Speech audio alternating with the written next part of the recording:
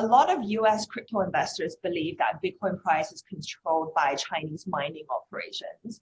And a lot of Chinese investors believe that Bitcoin prices are set by CME and all the US institutions, Grayscale, etc.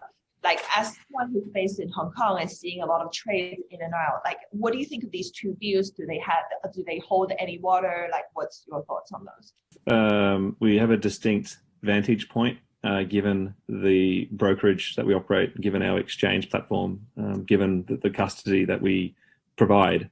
We definitely have an inside view of what's in the market right now. I probably won't comment so much on the mining view, but rather that I'll comment more on the price view.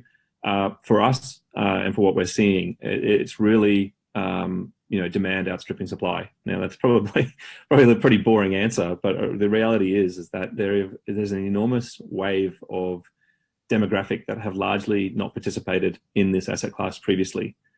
And if we compare the 2017 run-up to the 2020, early 2021 run-up, a lot of people are saying, oh, it's just that same bubble. And I largely couldn't disagree with them more strongly.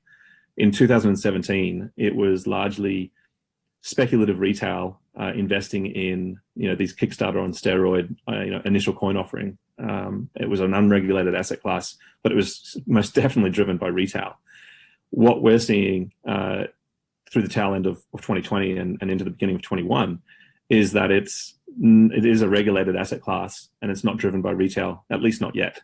It's an enormous amount of capital allocation into this asset class, and it's for all those reasons I stated previously. It's not considered an experiment, and you're getting an enormous amount of validation from very well-respected traditional financial household brands.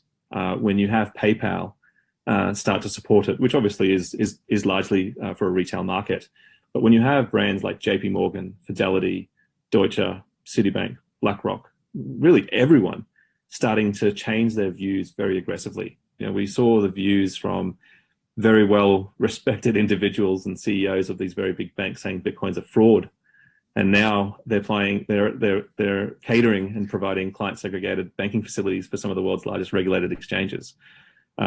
Similarly, like ourselves, as I stated earlier, having Morgan Stanley lead a capital raise and for $90 million US.